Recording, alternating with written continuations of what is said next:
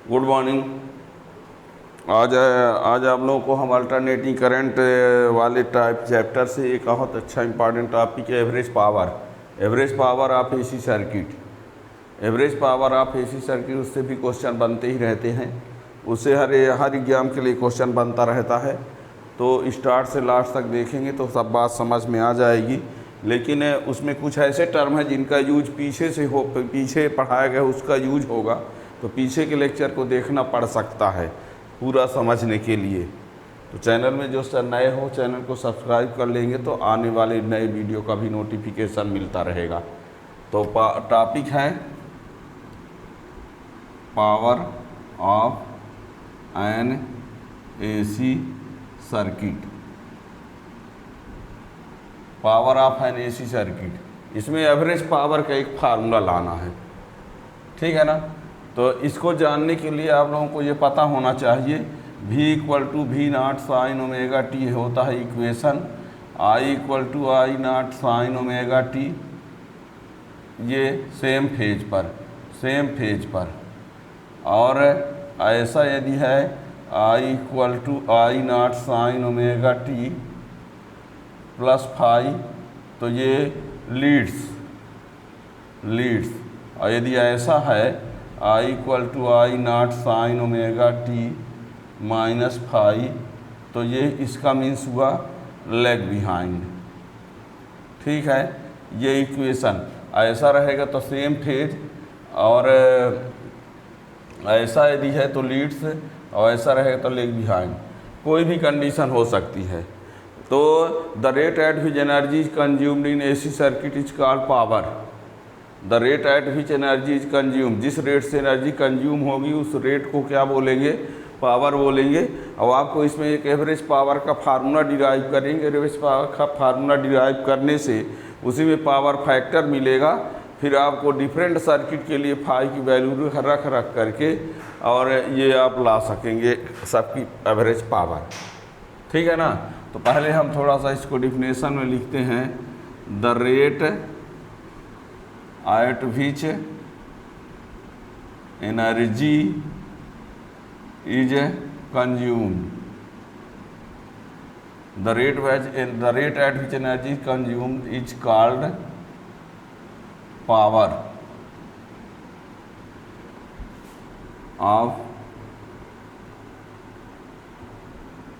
Of N AC circuit.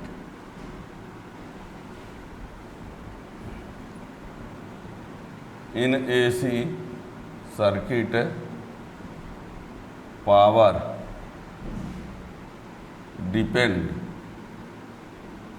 Depend on the phase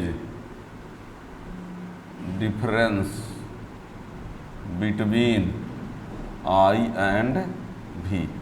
AC circuit में जो power होता है I और V के बीच फेज डिफरेंस पर डिपेंड होता है। आगे लिखते हैं eight any instant power is the product of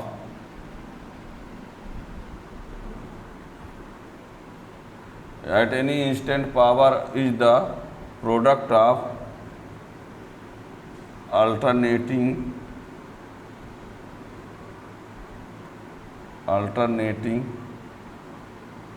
current and voltage at that instant।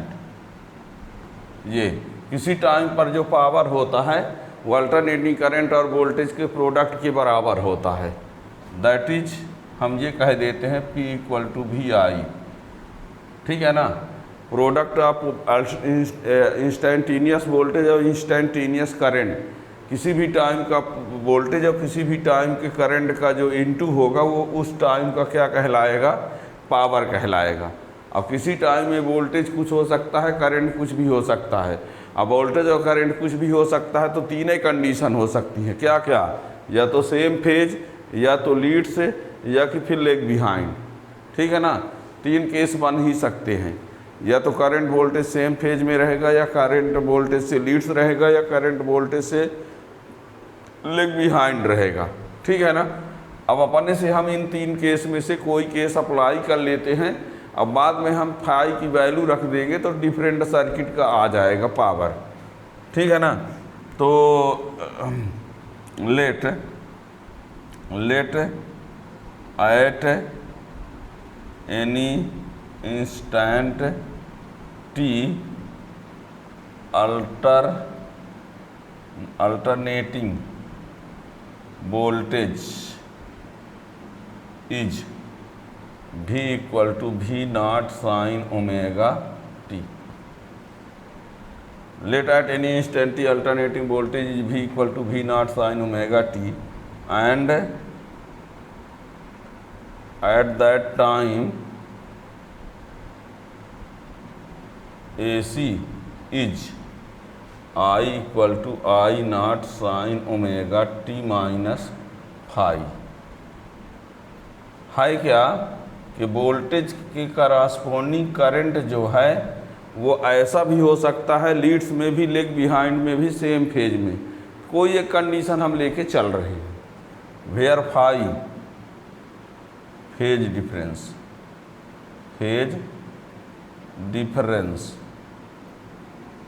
ठीक है, कोई सा इक्वेशन ले सकते हैं। अब हम तो ऐसे सेम फेज करेंगे तो कोई कहेगा लीड्स वाला क्यों नहीं लिए सर, लीड्स वाला ले रहे हैं, तो कोई कहेगा लेग बिहाइंड वाला क्यों नहीं ले रहे हैं सर। तो कोई एक आप लेके चलिए और बाद में कंडीशन लगा देंगे। तो हमने ये वाला ले लिया है। ठीक है ना। और V के जगह पर ये वैल्यू, I की जगह ये वैल्यू रख देते हैं। क्या हो जाएगा, from equation first second and third, यानी ये दोनों वैल्यू को यहाँ रखो। तो P equal to V naught sine omega t और I naught sine omega t minus phi. यहाँ पर P equal to V naught I naught को पहले लिख दिए और ये साइन ओमेगा टी और ये sine omega t minus phi, ये ठीक है, ये हो गया।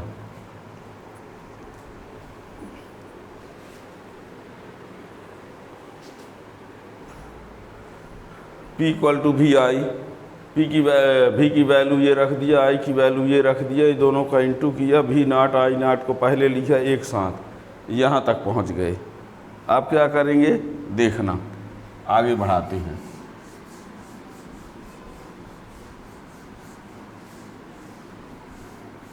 देखिए यहाँ पर P इक्वल टू, यहाँ हम क्या करते हैं 2 का इंटू कर दें, 2 से डिवाइड, 2 का इंटू 2 से डिवाइड, यानी V नॉट I नॉट ये 2/2 ये कर दिए, 2 का इंटू कर दिए, 2 का डिवाइड, क्योंकि यह एक फार्मूला लगाने के लिए ये।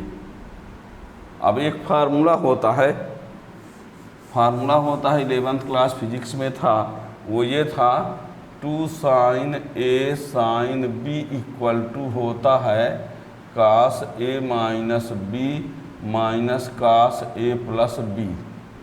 ये तो A के जगह पर यहाँ ओमेगा टी है, B के जगह यहाँ पर है ओमेगा टी माइनस फाई। तो पहले दोनों को एक में ऐड कर देंगे, तो V naught I naught upon 2 और ये cos omega t minus omega t plus phi, ये A माइनस B किया हमने, A माइनस B, तो omega t minus omega t और माइनस माइनस प्लस और minus cos omega t plus omega t minus phi, ये हो गया। ठीक है, एक में हमने क्या किया A माइनस B, तो ये माइनस ये किया तो ये आया, और एक में दोनों को प्लस कर रहे हैं तो ये हो गया, ये ओमेगा टी से ओमेगा टी कैंसिल, तो V naught I naught upon 2 और ये हो गया कास फाई और ये हो गया कास 2 ओमेगा टी माइनस फाई। ऐसा यहाँ तक पहुँच गए। ठीक है, अब आप लोगों को ये बता दें यदि साइन या कास ओमेगा का टर्म हो, साइन या कास ओमेगा का टर्म हो, साइन या कास ओमेगा का टर्म हो तो वन कंप्लीट साइकिल में उसकी एवरेज वैल्यू होती है 0। तो ये ओमेगा का टर्म है, ये वाला नहीं, ये इसमें ओमेगा नहीं है ना। तो in one complete cycle the average value of cos two omega t minus five equal to 0 in one complete cycle the average value of cos two omega t minus five equal to 0 in one complete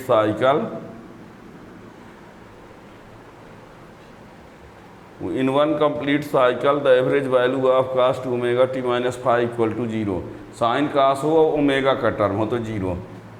therefore अब बताइए, अभी तक ये P है, लेकिन जब यहाँ ये कंप्लीट साइकिल में एवरेज वैल्यू रख देंगे तब से ये क्या बन जाएगा, PAV।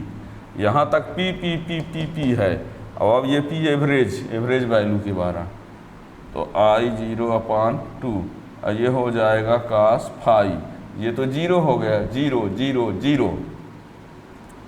इसको हम लिख सकते हैं कास फाइव। क्या है, ये जो 2 है उसका चेंज, 2 का चेंज √2 2 के बदले √2 करेंगे तो ये दोनों मिलकर 2 ही ना होगा, तो 2 का चेंज है मान लो √2 और ये इसको लिखा जाता है VRMS और इसको लिखा जाता है IRMS और ये है कास फाइव। तो PAV बराबर ये पढ़े हो आप लोग, I0 equal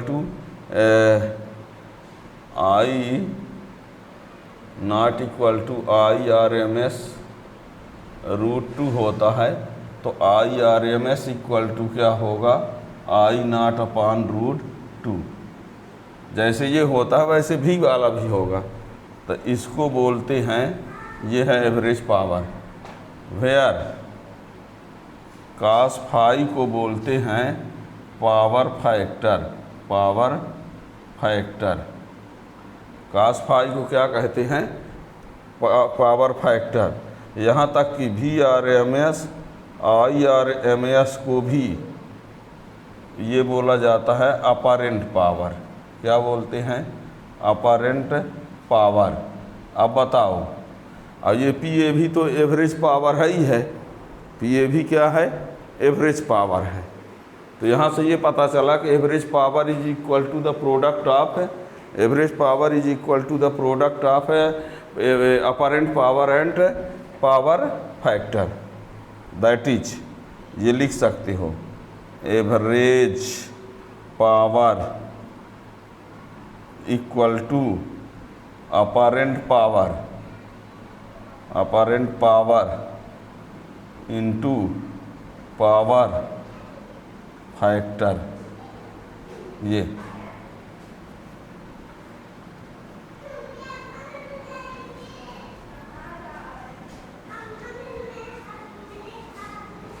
unitless power factor जो है वो यूनिटलेस है। पावर फैक्टर का कोई यूनिट नहीं होगा। क्यों नहीं होगा, पावर फैक्टर इक्वल टू हो जाएगा average power upon apparent power, तो ये इससे कैंसिल हो जाएगा। तो ध्यान रखिएगा कि power factor is unitless and DF-लेस, यूनिट एंड डायमेंशन दोनों नहीं होगा, ठीक है ना। तो ये हो गया AC सर्किट के लिए एवरेज पावर का जनरल फार्मूला। AC सर्किट के लिए एवरेज पावर का जनरल फार्मूला। अब यदि हम फाई की, ये आपको पता है कि डिफरेंट सर्किट के लिए फाई की वैल्यू डिफरेंट होती है, तो जब डिफरेंट सर्किट के लिए फाई की वैल्यू डिफरेंट होती है तो निश्चित है कि डिफरेंट सर्किट के लिए एवरेज पावर डिफरेंट होगा, ठीक है ना। तो अब हम power of different circuit, average power of different circuit, her circuit के लिए फाई की वैल्यू रख दें अलग अलग, तो उसके करस्पॉन्डिंग क्या आता जाएगा, सभी सर्किट का पावर आ जाएगा, ठीक है ना। तो देखिएगा,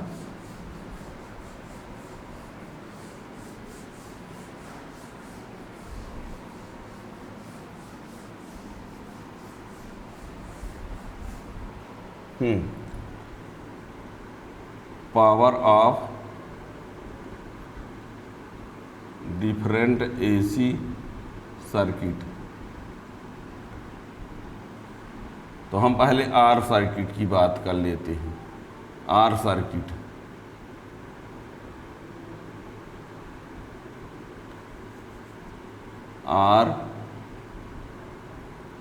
आर सर्किट। तो आप जानते हैं in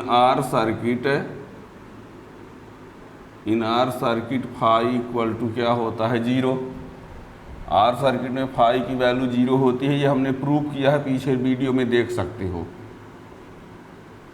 then P A V equal to I R M S V R M S cos 0।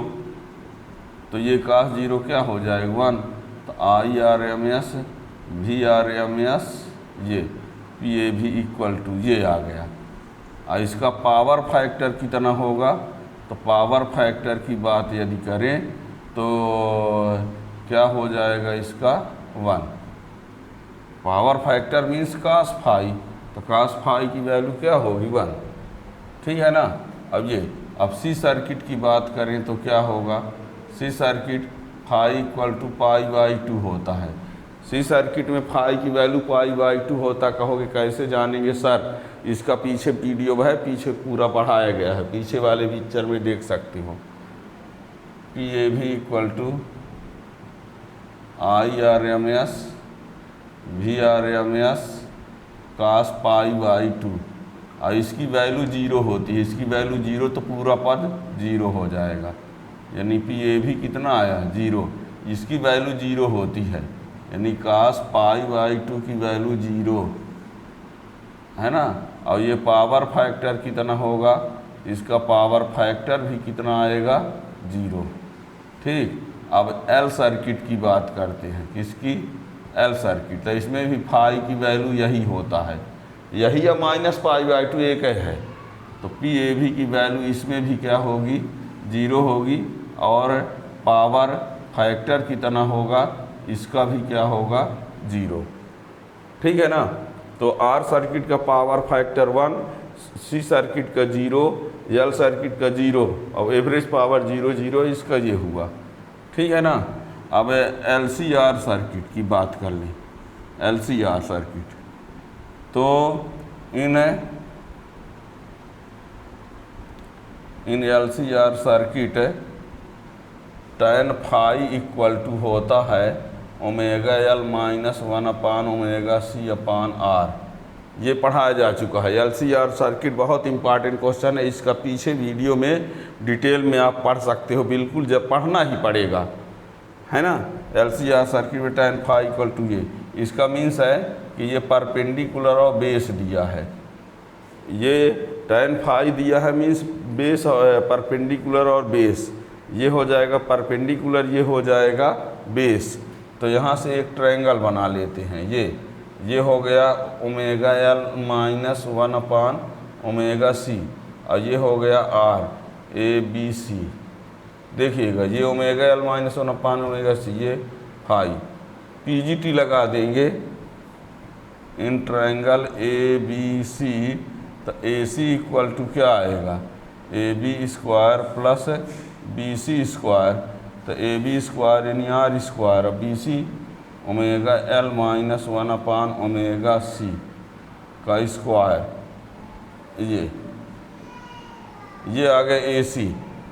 Therefore cos phi equal to perpendicular upon base upon hypotenuse, base upon hypotenuse.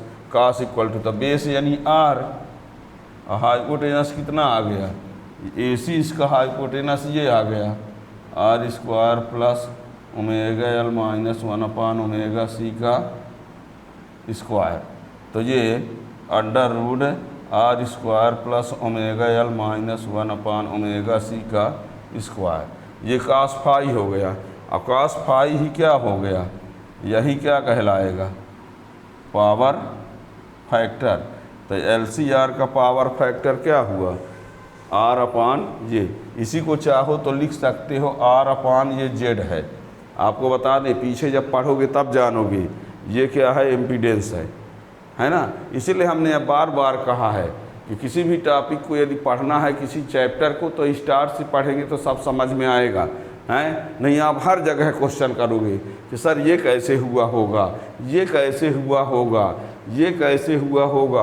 और यदि आप serial से पढ़ते जाओगे तो जब आर का reactance पढ़ाया है तो उस लेक्चर में ये प्रूव है, सी सर्किट का रिएक्टेंस ये में ये प्रूव है, एल सर्किट में, है ना। तो तीनों एक ही वीडियो में हैं, आर सर्किट, सी सर्किट और एल सर्किट का रिएक्टेंस। और उसको पढ़ेंगे तो ये सब बात क्लियर हो जाएगी, ये सब कहाँ से लिख दिया गया है।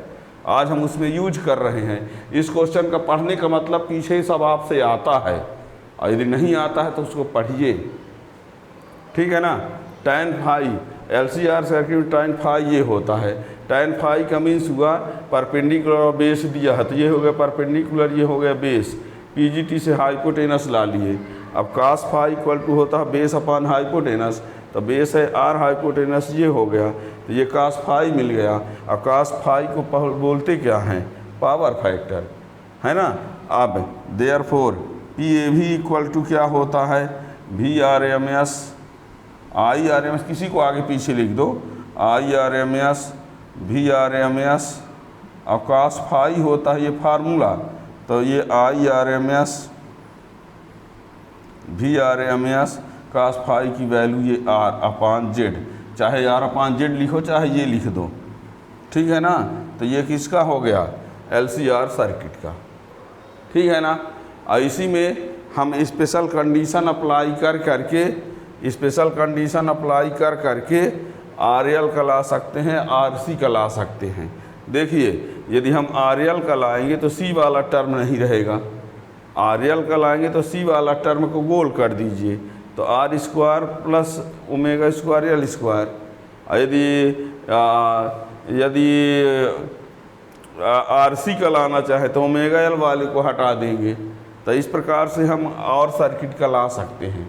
आप लोगों के बोर्ड एग्जाम के लिए सबसे ज़्यादा ज़रूरी कौन सा है, LCR ही, दो वाले बल्कि सिलेबस में उतना नहीं है इम्पॉर्टेंट, है ना। यानी रिएक्टेंस में सिंगल वाले हैं, रिएक्टेंस में RCL अलग अलग और LCR इकट्ठा इम्पीडेंस के लिए, ठीक है ना। तो पीछे लेक्चर में आप RCL को अलग अलग पढ़ सकते हो, और ये LCR का इकट्ठा भी एक अलग से लेक्चर है वो भी पढ़ सकते हो, है ना। एक लेक्चर आपको रिएक्टेंस वाला है जिसमें तीनों हैं, और एक लेक्चर है LCR का जिसमें LCR का एक साथ है, और उसमें सबका डिटेल भी है, RC RL का अलग से। और उन सबको पढ़ने के बाद तीसरे नंबर पर ये आता है जिसको पढ़ने पर पूरा क्लियर हो जाएगा, जब उन तीनों को पढ़े रहेंगे पीछे वाले को, तो ठीक है ना। तो ये एवरेज पावर के लिए हुआ, ठीक है ना। अब यहाँ पर ये आप लोगों को बता दें थोड़ा सा, यहाँ देखिएगा जो हमने फार्मूला अप्लाई किया है, PAV equal to IRMS VRMS लाया किसी का, मान लो हैं, मान लीजिए इसी का हमने लाया, इसका ही देख लो, इसी की बात कर लेते हैं। आया, अब ये जानते हो कि I इक्वल टू होता है V अपॉन R, तो यहाँ IRMS के जगह पर लिख सकते हो VRMS अपॉन R। तो IRMS equal to VRMS upon R, तो यहाँ इसको रख देंगे तो ये क्या हो जाएगा, यही फार्मूला। तब PAV इक्वल टू क्या हो जाएगा, V square RMS upon R। तो ये भी तो हो सकता है, ठीक है। तो कहोगे सर ऐसा भी तो हो सकता है कि VRMS की वैल्यू लाएं, VRMS की वैल्यू लाएं, तो ये हो जाएगा IRMS R, और इसको यहाँ रखेंगे तो यही हो जाएगा PAV equal to I square RMS into R। तो ये भी तो हो सकता है, बिल्कुल हो सकता है, ठीक है ना। तो इन बातों को भी ध्यान रखना है, ठीक है ना। तो इस प्रकार से यहाँ पर हमने LCR का बताया है और R का बताया है, C का L का। और यदि आप RL का जानना चाहते हैं, RL का, तो C वाले को हटा दीजिए, C वाले को हटा दीजिए, ये वाला टर्म हटा दीजिए, और यदि RC का जानना चाहते हैं, RC का तो L वाला हटा दीजिए, RL का तो C वाला हटा दीजिए। और LC के लिए ज़रूर, LC के लिए क्या होता है, उसका इसको हटाना पड़ेगा, ठीक है ना। तो ये इसमें उसका LC का अलग से, LC के लिए अलग से फाई की वैल्यू π/2 होती है। ये LC के लिए फाई की वैल्यू π/2 होती ही है। इसको हटाने वाला चक्कर छोड़ दीजिए, हैं। कहेंगे ये भूल न जाए कहीं, भूलने कैसे भूलेगा, आप समझ लीजिए। जो C के लिए फाई होता है, जो C के लिए फाई होता है वही L के लिए भी होता है। जो फाई की वैल्यू C के लिए होता है वही फाई की वैल्यू L के लिए होता है, वही दोनों के लिए भी, LC के लिए भी। बस जो वैल्यू फाई की C के लिए होता है वही वैल्यू फाई की L के लिए भी होता है, वही LC के लिए भी होता है। तो LC के लिए लगाओ तो PA क्या आएगा, 0 आएगा, पावर फैक्टर भी 0 आएगा। अब RL और RC की बात जहाँ किया हमने, तो एक एक टर्म को हटा देना है बस। इस प्रकार ये इसका एवरेज पावर। नेक्स्ट वीडियो के लिए चैनल को सब्सक्राइब कर लीजिए तो आपको नोटिफिकेशन मिल जाएगा। Thank you.